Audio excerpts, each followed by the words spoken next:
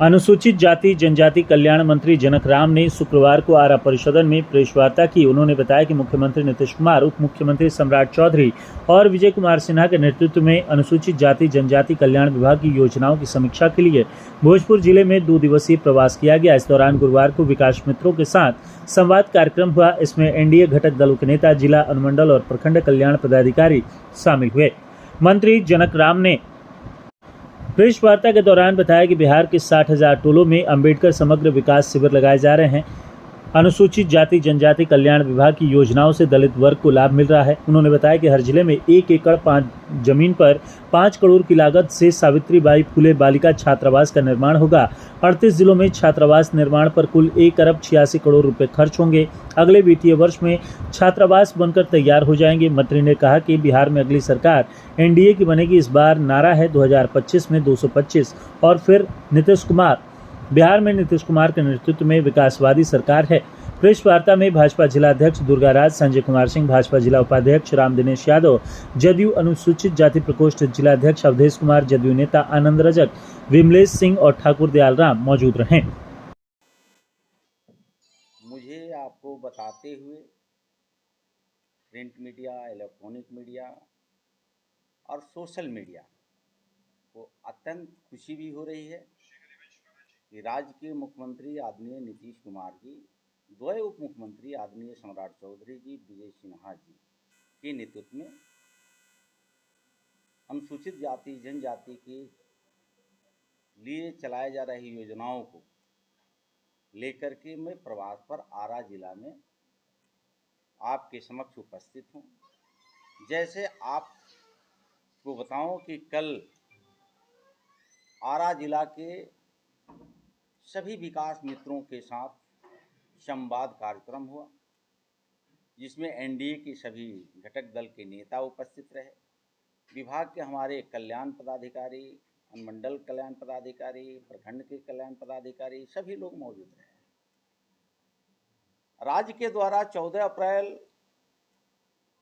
2025 में बाबा साहब डॉक्टर भीमराव अंबेडकर जी की जन्म जयंती 134वीं के अवसर पे राज्य के मुख्यमंत्री आदरणीय नीतीश कुमार जी के नेतृत्व में बिहार के कमजोर वर्ग के और खास करके अनुसूचित जाति जनजाति के 60,000 टोलों को चिन्हित किया गया। उस 60,000 टोलों में डॉक्टर भीमराव अंबेडकर समग्र विकास शिविर आयोजन किया जा रहा है। उस शिविर के माध्यम से बिहार में चलाए जा रहे 22 योजनाओं को जमीन पे, धरातल पे लाभुकों को हाथों हाथ उपलब्ध कराना है। जैसे प्रधानमंत्री आवास, मुख्यमंत्री आवास, आयुष्मान कार्ड, वृद्धा पेंशन, विधवा पेंशन, ई श्रमिक कार्ड, जॉब कार्ड, प्रधानमंत्री के द्वारा चलाए जा रहे किसान मानधन योजना, जो साल के 6,000 उनके खाते में जा रहा है। घर बन गया है लेकिन बिजली कनेक्शन उनको नहीं मिला है। ये तमाम योजनाओं को 22 योजना से उसको आच्छादित करना है। तो ये कार्यक्रम को हमने समीक्षा किया। बहुत तेज गति से ये कार्यक्रम को धरातल पे उतारा जा रहा है। कहीं खुद के जिला पदाधिकारी जा रहे हैं, कहीं खुद के अनुमंडला पदाधिकारी जा रहे हैं, कहीं प्रखंड विकास पदाधिकारी जा रहे हैं, कहीं जिलाधिकारी जा रहे हैं। हमने जहाँ जहाँ प्रशासनिक महकमे जाते हैं और राज्य के और केंद्र के चलाए जा रहे योजना को जमीन पे उतार करके लाभार्थियों को लाभ पहुँचाया जा रहा है। उसी कड़ी में अनुसूचित जाति जनजाति कल्याण विभाग से ये चलाया जा रहा है कि कमजोर वर्ग और अनुसूचित जाति, दलित और महादलित परिवार में किसी प्रकार की अप्रिय घटना घट जाती है, जैसे हत्या हो गई, उस हत्या के जो भी अपराध कर्मी होते हैं उनको जेल जाना होता है। लेकिन सरकार ने एक नियमबद्ध तरीके से पीड़ित परिवार को हत्या होने के बाद से 8,25,000 सरकार के द्वारा मुआवजा दे होता है। तो जैसे ही एफआईआर दर्ज होता है, पोस्टमार्टम रिपोर्ट आ जाता है, तो 4,12,500 रुपया का तत्काल राशि उनके खाते में उपलब्ध करा दिया जाता है। और शेष जो प्रक्रिया होता है, जो चार्जशीट थाना सबमिट करता है, तो चार्जशीट सबमिट के बाद से 4,12,500 यानी टोटल राशि 8,12,25,000 उनको दे होता है। जैसे आपको अभी अभी आरा में ही बिरजू कुमार पिता सुदामाराम और एक मृतक राकेश कुमार और सुरेंद्र प्रसाद जी जो तरारी विधानसभा के अंतर्गत हैं, हत्यारे लोग पुलिस पकड़ती है, जेल के सलाखों में डालती है। लेकिन मृतक परिवार को सरकार ने ढाढ़स बढ़ाने के लिए, उनके परिवार को ताकत शक्ति देने के लिए मंत्रिपरिषद का सदस्य होने के नाते स्वयं हम लोग परिवार में जाते हैं और जो सरकारी देय मुआवजा होता है हम लोग उपलब्धि भी कराते हैं। और पुलिस का काम है जो अपराधी है त्वरित गति से उसको अरेस्ट करके जेल के सलाखों में डालती है, स्पीडी ट्रायल करा करके अपराधियों को अंतिम मुकाम तक पहुंचाने के लिए कानून कटिबद्ध रहता है। ये तमाम सरकार के चलाए जा रहे योजनाओं को लेकर के हम प्रवास पर हैं।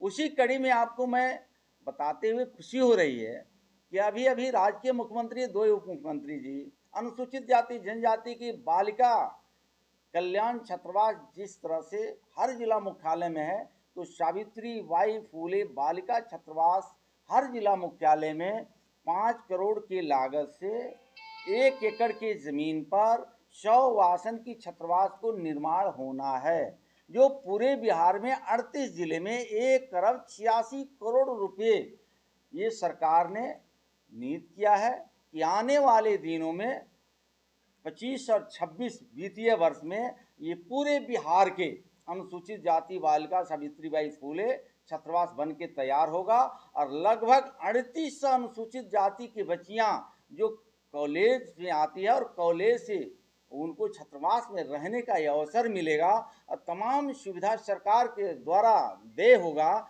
तो ये समाज में एक बदलाव आएगा। परिवारवाद के घटक दल के वो समर्थक बन गए हैं, वही नेताजी हैं ना कि रातों रात भाग करके आए थे और कहे कि मुझे पीठ में छुरा मारा गया है।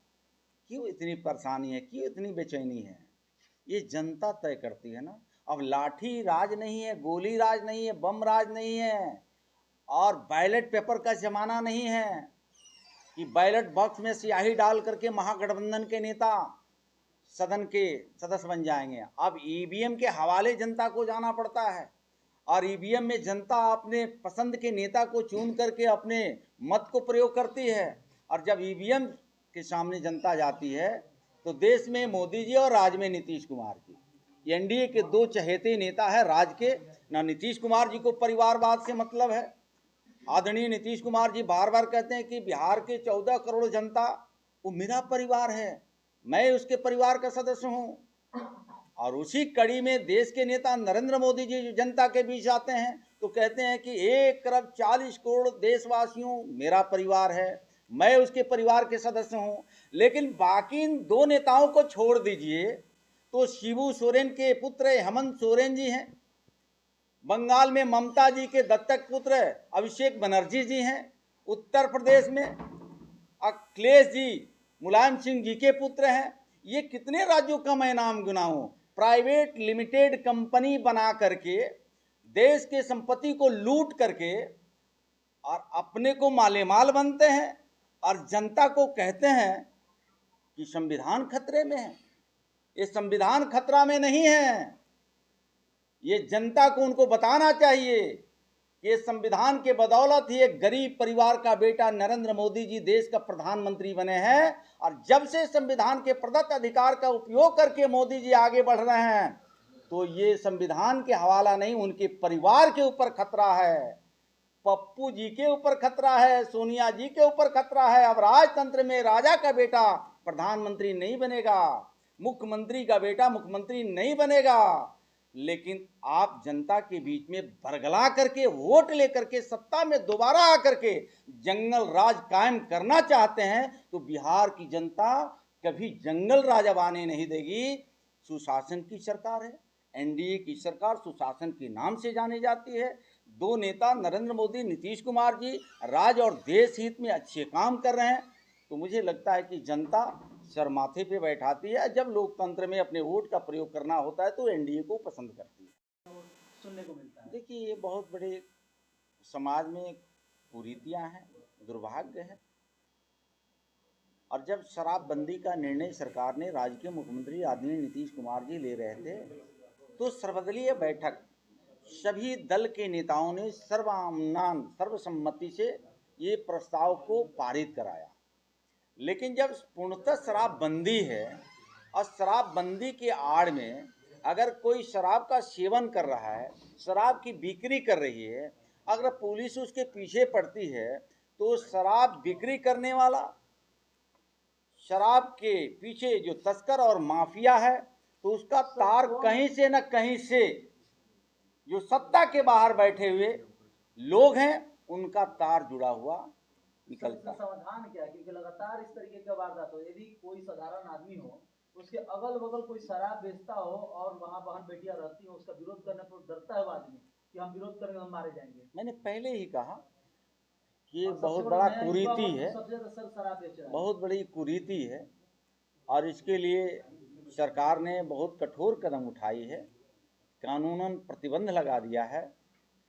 जो पीता है वो भी पकड़ा रहा है, जो बेचता है वो भी पकड़ा रहा है। हमने तो बताया, एक तरफ महागठबंधन के लोगों ने बंद के समय पूर्ण समर्थन किया और पर्दे के आड़ में जो शराब माफिया है, दारू माफिया है, जमीन माफिया है, वो सब पूर्ववर्ती सरकार के कहीं ना कहीं समर्थक पकड़े जाते हैं।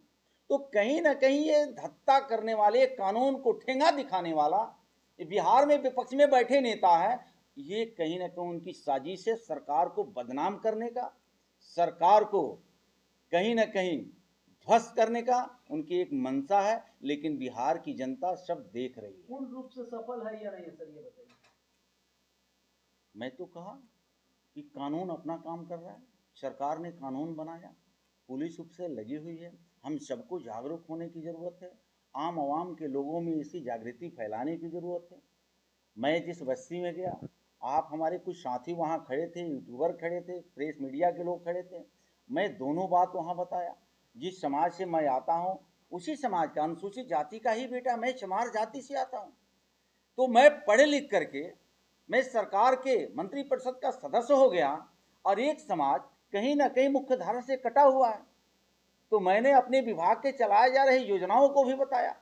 पूरे बिहार में लगभग 125 विद्यालय चल रहे हैं, इन बच्चियों को पढ़ने के लिए तमाम प्रकार की योजनाएं चलाई जा रही है। तो कहीं ना कहीं जब हमारा ये समाज कमजोर वर्ग के लोग मुख्य धारा में जुड़ेगा तो वो सेवन नहीं कर पाएगा। सर लंबे समय से नीतीश कुमार का कार्यकाल रहा है, अब तक सर नहीं जुड़ पाता, क्या अच्छा काम करने में थोड़ा समय सर पुलिस प्रशासन पे भी दबाव बढ़ रहा है, कोर्ट में मामले बढ़ते जा रहे हैं, शराब के जो मामला है सबसे ज्यादा दिखाई देता है।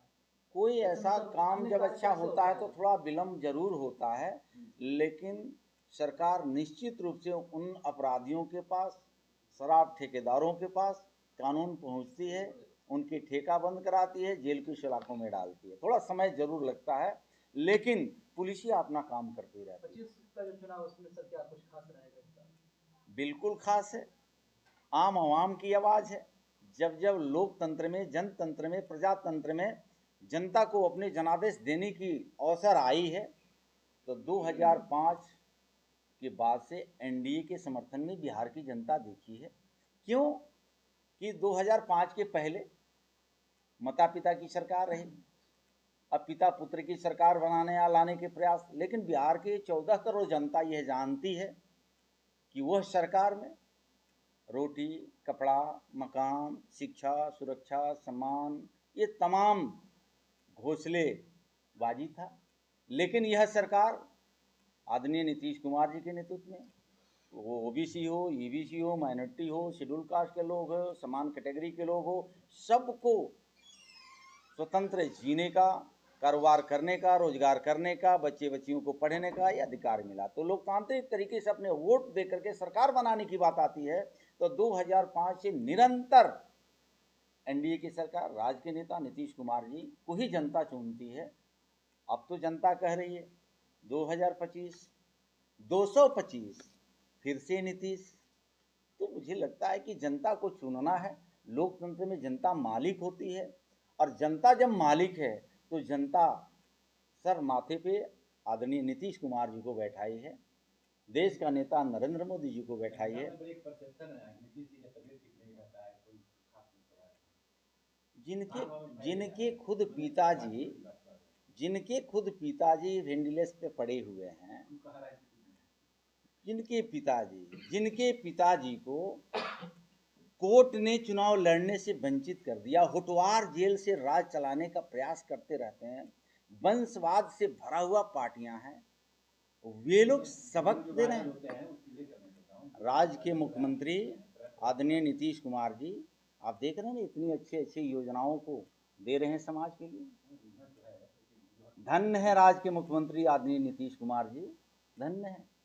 राज्य के लोगों को ऐसे मुख्यमंत्री पा करके खुशी से लोग झूमता। उमेश साहनी आरा पहुंचे थे, उन्होंने कार्यकर्ताओं को संबोधित करते हुए कहा कि अपने गांव के आगे आप ये लिखवा दें कि यहाँ भाजपा और एनडीए का आना मना है, इस पर क्या? ये तो मैंने पहले भी कहा कि लोकतंत्र में जनता ही मालिक है, तो हो सकता है कि जिन लोगों ने ये सारे में यह बात को जनता के सामने प्रस्तुत किया है, कहीं उन्हीं के लिए जनता ने वोट न लगा दे।